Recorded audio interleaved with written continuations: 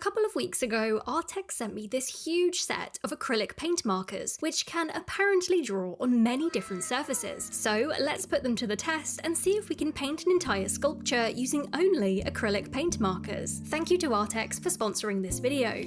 With Halloween just around the corner, it feels like the perfect time to create a spooky themed sculpture. So today I'm going to make a zombie girl. Let's draw up her design and plan out her colour scheme using these Arrtx acrylic marker pens. This set of Arrtx acrylic marker pens contains 120 artist-grade, anime-inspired colours. Not only does each pen have a versatile brush nib that's perfect for both detail work and sweeping strokes, but there's no shaking, pressing, or filling required. Simply open the colour-coded pen cap and draw. Also, the non-toxic and odourless water-based ink within these Arrtx pens has super strong coverage, allowing you to layer colours and correct mistakes with ease. I'm also a huge fan of how they glide across the surface of my sketchbook. There's no bleeding, no smudging, and if they perform just as good on my sculpture later on, then I'm certain that they will find pride of place within my studio.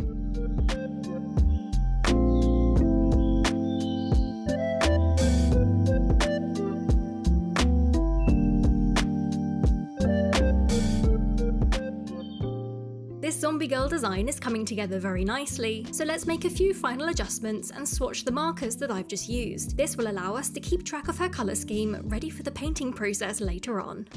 Right, I am really happy with this character design, so let's jump into Nomad Sculpt on my iPad and transform it into a 3D model. I'm going to keep this fairly concise as it's pretty much the same sculpting process as my other wall-mounted sculptures. The only real difference is that I'm going to split her face into 3 sections and sculpt the hair directly onto the model. I've also decided to make her staples, lashes, and the bone hair clip separately, so we don't need to worry about sculpting these at the moment. After adding a wall mount hole in the back and smoothing everything together, we can now print this zombie girl out, remove the supports, sand down any layer lines, and spray everything with a thin coat of this white surface primer. Not only will this primer fill minor surface defects, but the white colour should be a great base to layer the marker pens onto. Speaking of which, it's finally time to paint this zombie girl using these Arrtx acrylic markers, so let's get started. First things first, I'm filling in her eyes using the white marker. It does feel kind of strange to be using a pen on a sculpture like this, but since the surface is so smooth, the pen is gliding around really nicely. I'm also very impressed at the intensity of this white ink, as decent white marker pens that aren't sheer are pretty rare to find. If you're an artist, you'll know what I mean. Okay, it's now time to fill in her green skin tones, starting with the left section of her face using the shade 56A. Although the colour payoff looks pretty good already, it is taking a couple of layers to achieve a uniform, streak-free result, but this is extremely common when painting smooth plastic surfaces. Unlike sketchbook paper, the 3D printed plastic cannot absorb ink, so these initial layers are kind of slipping around the surface. Once dry, however, the second round of colour looks much brighter and less streaky as it now has something to adhere to. Let's repeat this layering technique for the other 2 sections of the face.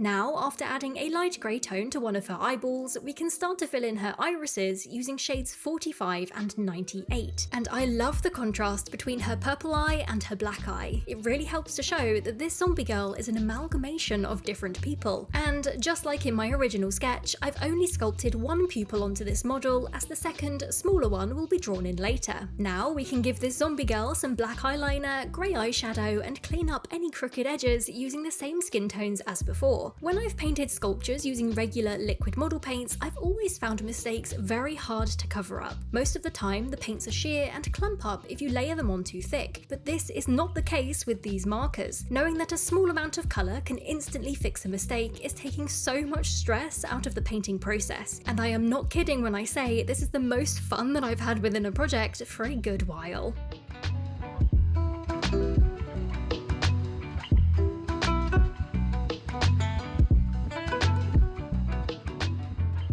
Right, let's move on to the lips, starting with this darker pink in the shade C42. If you've seen any of my other sculpture videos, you'll know that I like to make the upper lip slightly darker than the bottom lip. Emphasizing this natural shadow prevents the mouth from looking one-dimensional and adds an extra cartoony touch. Now, after using a lighter pink for the bottom lip and carefully adding some white onto her teeth, we can clean up the edges of the lips and draw some darker green dots into the corners of her mouth. Okay, it's now time to paint the seams in between the sections of this zombie girl's face. I did initially use the same light pink as her lower lip, but then decided to use something a bit brighter to contrast the green a bit more. Now we can reuse the green skin tone shades yet again to line the edges of this seam. This is another great example of the fantastic coverage that these markers have. If I had tried to cover a hot pink like this using light green model paints, it would have almost certainly shown through. Okay, it's finally time to get started on this spiky hair, starting off with the bright purple highlights, and this shade of purple complements the green skin tones so nicely. It's one of my favourite colour combinations. I'm also not too worried about keeping the edges of the highlights nice and neat, as we can clean these up later.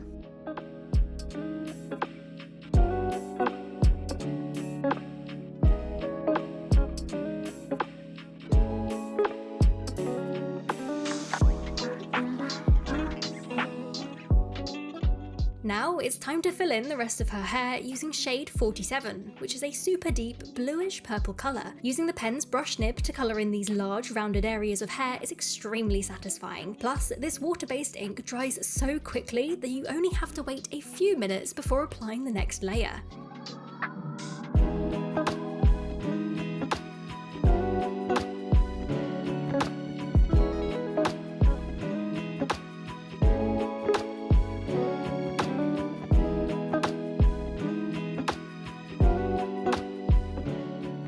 As you can see within my original illustration, the highlights within this zombie girl's hair are stripy, so using a lighter purple in the shade 41, I'm drawing them into place and then cleaning up the edges.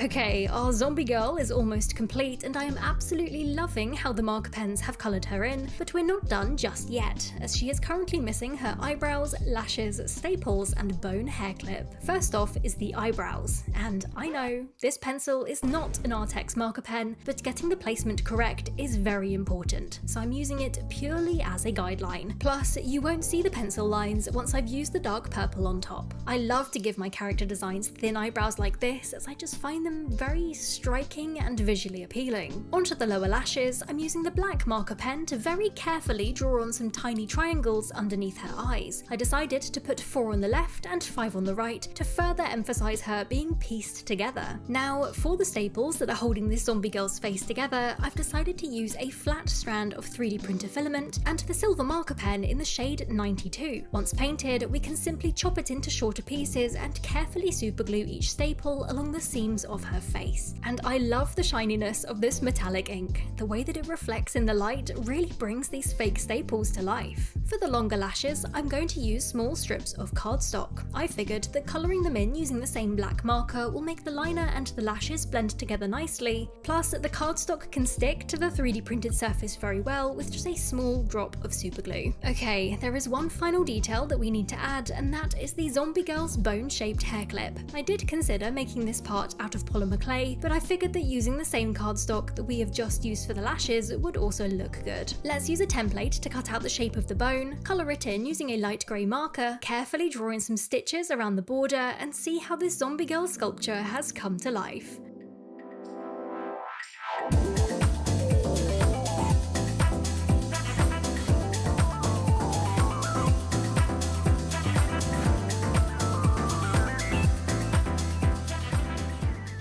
And here she is. This zombie girl has risen from the dead, all thanks to these Arrtx acrylic markers, and I am super happy with this finished result. The contrast between the green skin tones, purple hair, and these bright pink sections looks great. Plus, the metallic staples really bring everything together, no pun intended. Achieving this type of paint job quality from only 2 to 3 layers of marker pens is astounding. Plus, the ease of use and colour payoff has me totally sold. These have definitely found pride of place within my studio, they are genuinely that good. Thank you to Arrtx for sponsoring this video. If this project has inspired you to try out some Arrtx acrylic markers for yourself, then please check out the links within my description. Plus, I even have a discount code for you to use as well. Right, thank you so much for watching. Don't forget to subscribe to see more projects like this one, and I will see you in the next video.